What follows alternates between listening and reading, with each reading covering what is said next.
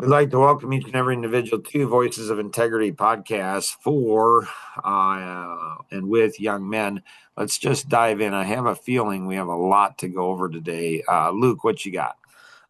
With balancing work and life, like I'm a young man, is it okay for me to not spend time with my family so I can work? No, I think you ought to. I think you ought to be like a baby, um, and 24/7 with your family. Gotcha. Or how do I find that balance? Figure out. You go ahead and you go ahead and budget like you have 1,440 minutes in every day. You have 10,080 minutes in a week. You don't Hmm. have an infinite amount of time, your own personal time. Yeah, the secret about time can give you more. But you want to go ahead and say, well, how much time is it? Like, you remember the story of when I was 19 and my mom said, she's concerned. The whole foundation of Action Vision started at 19 when my mom said, Mark, I'm concerned about you. You come from very hard work family, both sides, and you're on steroids, buddy. Like, like I had during the summer, I had two full-time jobs and like three or four part-time jobs. I was a monster when I was in high school. I mean, I worked like you can't believe. I mean, it was crazy. So like Nora with Room Springer, she looked at older siblings and other people and she said people went through it and have all these regrets. And so she went ahead and, said, I'm not going to go down that path. And she didn't. So what we need to do is we need to do a podcast at some point between Andrew and Nora because Andrew didn't see that. And I admire him a lot. He said, when we asked him the first time we talked to him and he said, if you could change one thing, what would you change? And he said, I'd change those years. Well, how did Nora see that? And how come Andrew didn't? And so we take both perspectives and say, hey, how do you help people see things? So some people are seers and some people are not. So my mom said, Mark, she's like, Mark, I've never seen anybody on their deathbed that said they wish they spent more time, working. I said, well, that's interesting, Mom. I have a question for you. It's a sincere question too. Like it was sincere. I'm like, Mom, like, have you ever seen anybody on their deathbed? So I'm 19 years old. Have you ever seen anybody on their deathbed, Mom, that said that they, spent enough time with their family? And she's like, well, no. I'm like, so what you're saying, Mom, is that no matter how much time I spend with my family, it's never enough? It's like, that's not what I was trying to get across to you, Mark. She got across far, far more than what she realized. And so when she, soon before she passed, she told me, she said, I'm really proud of you. And she didn't say that much. Both my mom and my dad. My dad, before he passed, he said, I'm really proud of you. You've had your life vision and you've been after it, buddy. Like you have pursued it relentlessly. She said, I'm really proud of you. You've given your wife and your kids so much time. So that created Action Vision. It's the foundation of Action Vision. That turned in that conversation from my mom, which internalized. I said, it's not going to happen. Nora, in the first 3 months of our friendship, I said, what do you admire? What do you like about me? And she said, your intentionality. Kenny, when I asked him, he said, your knowledge of so many things. Jason, when I asked him, he said your capacity to get things done. Like I've never seen anybody that can get you you get so much work done. Like there's so much of everything. because life is precious. And I'm investing into eternity. I'm not investing into this world. I'm investing into eternity. So you go ahead and have 10,080 minutes in a week, Luke, and you go ahead and say, this is what, this is what I'm going to invest into my family. And you make a determination, intentional, and you pray about it, consider it. And this is what I'm going to do. You can go ahead, Luke. The challenge is you can go ahead and you can spend half as much time and have it be far more significant with your family if it's intentional and if it's limited. You can spend twice as much time and not gain, there's no substance to it. So I'm Hmm. not promoting more or less time at all. I'm not saying you should put more time or less time. What I'm saying is be intentional. And Linda Breakall, my international speaking coach, she said that in relationships, there's different seasons. When my wife and I were best friends, like she was like a sister to me. We were so close. It was unbelievable. She'd be dating a guy, we'd be talking about her date. And I was fine with that. It's like, yeah, I don't know. I'm not sure about that guy.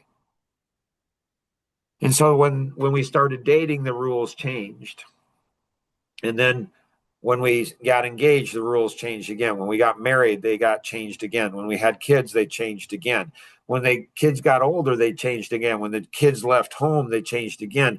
The rules continued to change, and you renegotiate at different times. And there's things that there's responsibilities. Like I had certain responsibilities as a friend, which is kind of sad that as a friend, I felt I had more responsibilities, I think, to my friend, my wife, my my friend Rosanna, who's my friend. I think I treated her better as a friend than a lot of husbands treat their wives.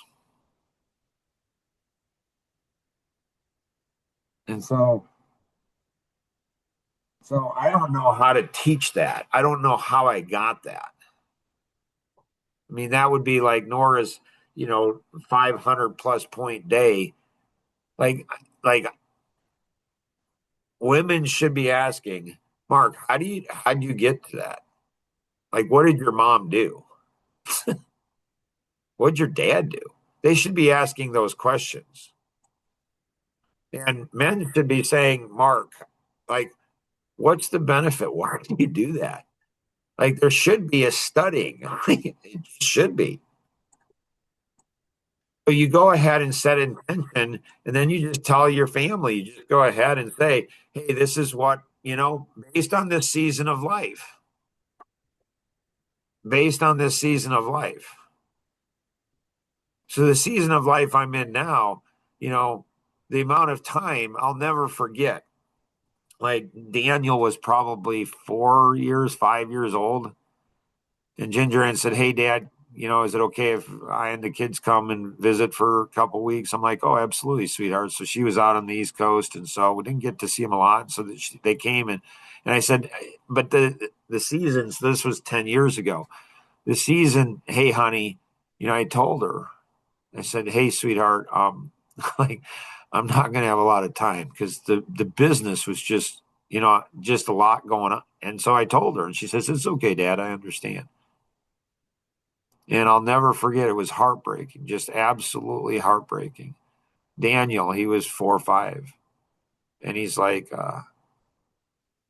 I was in earshot, and he said, how come Grandpa's always working? And I spent maybe a half an hour to an hour a day with them. Like that was the most I felt I could do for the business. And he's like, how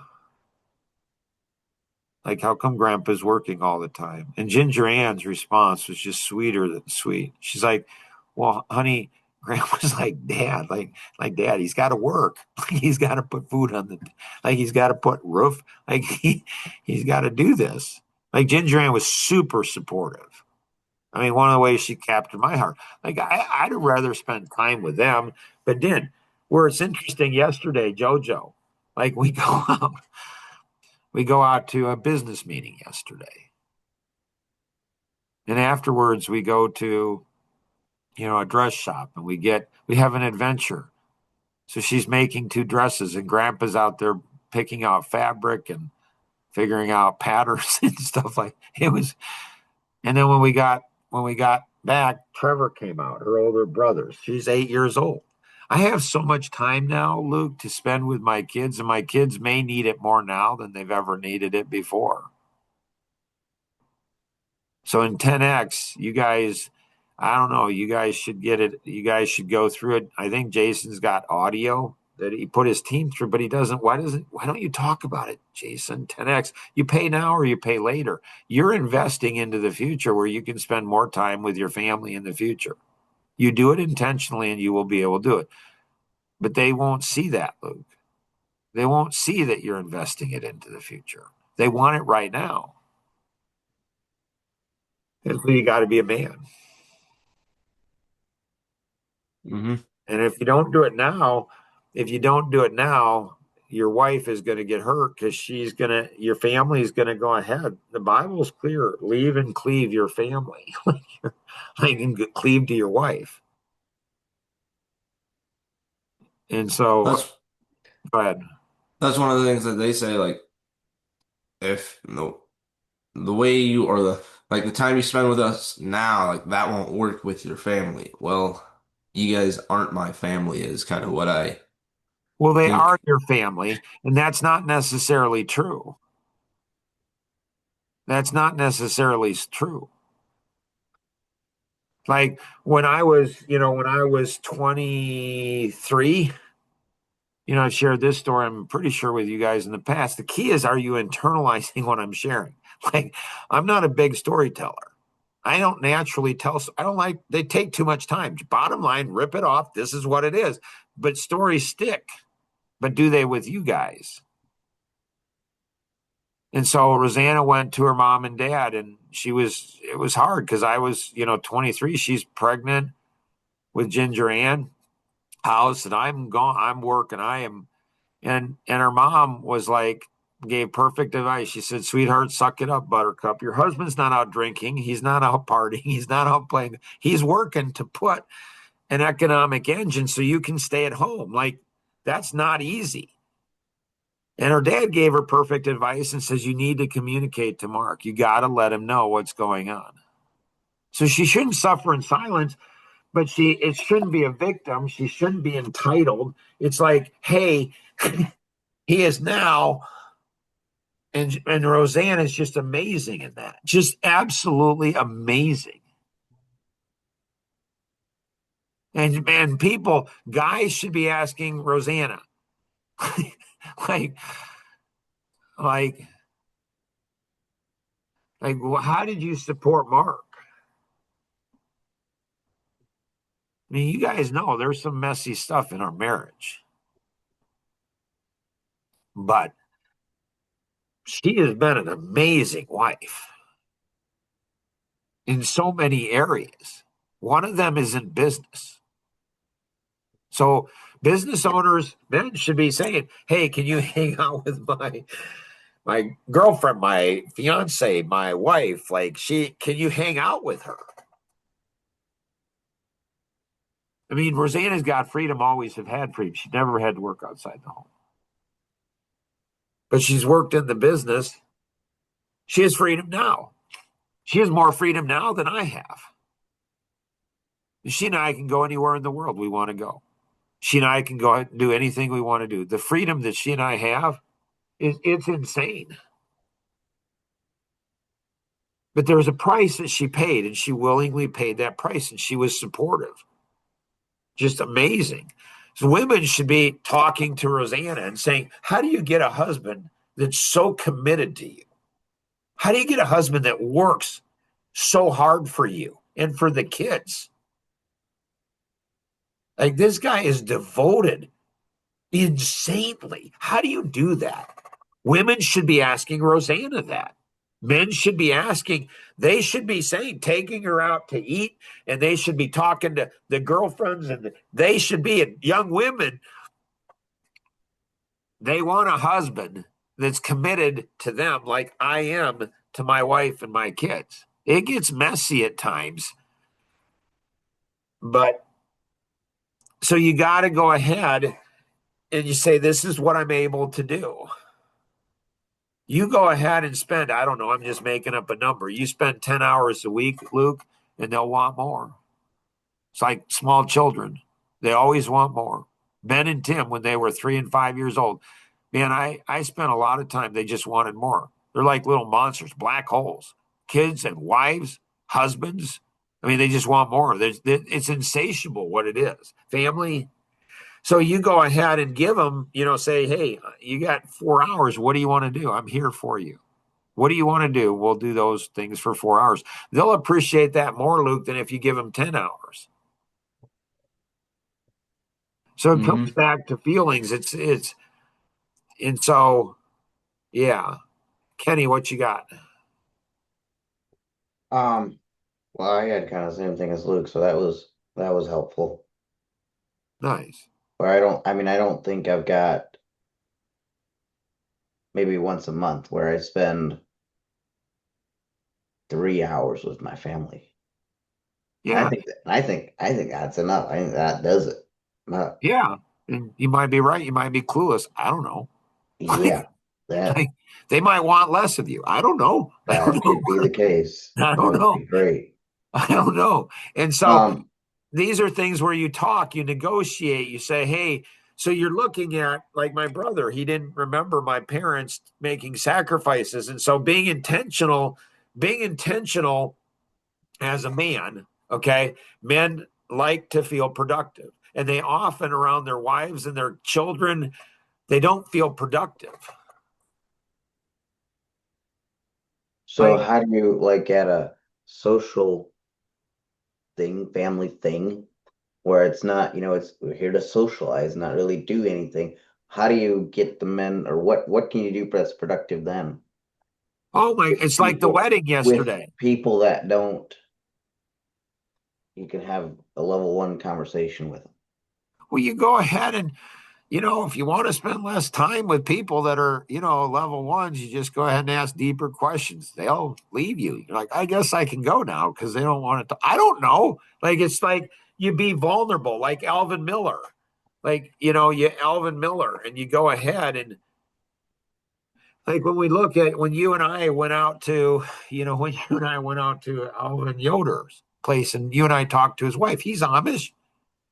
Hmm. Like, and he knows deep family. You go ahead and say, hey, Dad, I was talking Oh, right. Yoder, and he said something about you and your brothers. And I like, what's the relationship with you and your brothers? I don't know. Like, you take risk. And Alvin Miller, he said to go ahead and have a significant conversation.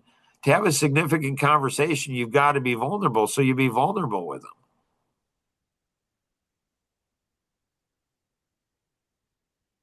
Nice. I don't know. It's something. It's something. I don't know. Like, if you're growing, how do you help people grow? It's just, yeah. Nora, what you got? So how do you, I don't know, like as a reflex, not like be hurt by people? Like it's like if you give it like a day or two, then it's like, I don't even know why I let that get to me. But in the moment, it's like that could have really hurt. So how do you build a reflex that's faster? Yeah. And I think it's harder for women, but maybe not. Men often don't think they feel things. They just like, they dismiss things. That's not healthy, just to dismiss it, to just stuff it.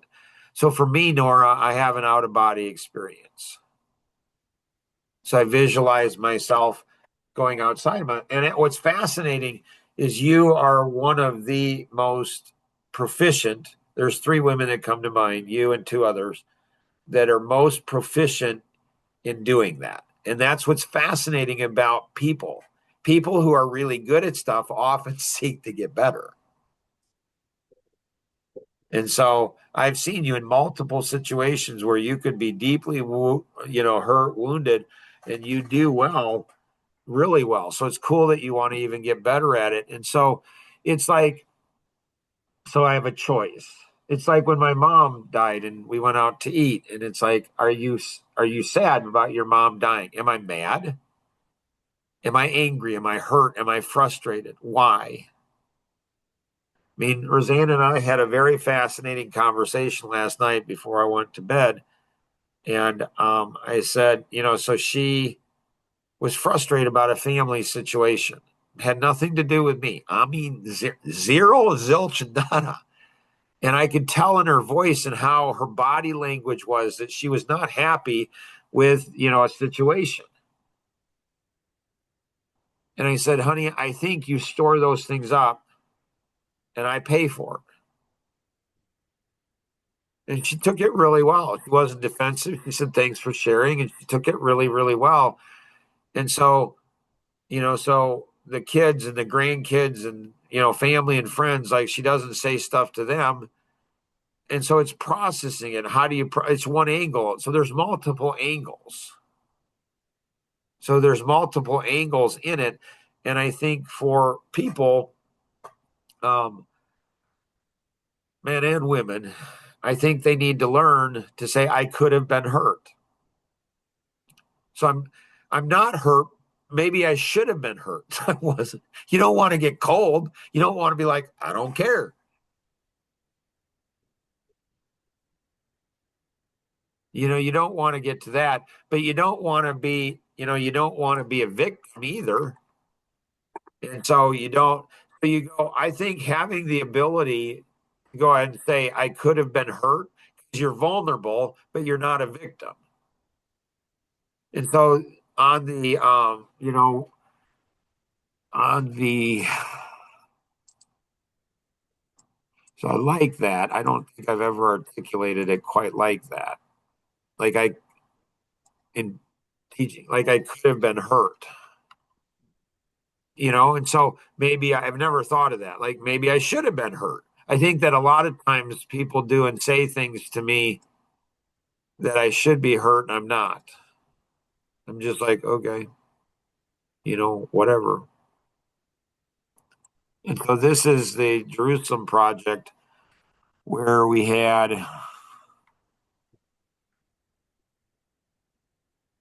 somewhere in here. Shoot. I'll find it here. But and so when we go ahead,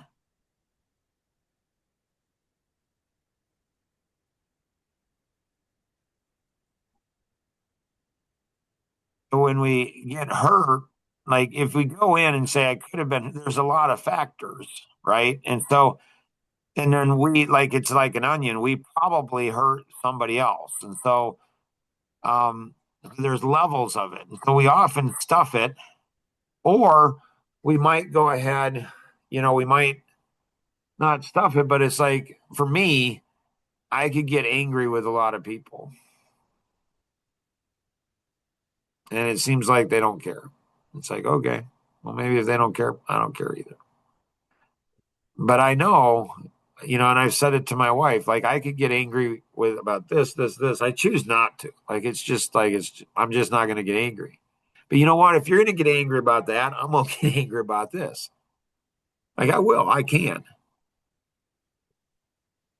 Is that storing it up, weaponizing it? I don't know. Maybe, maybe not.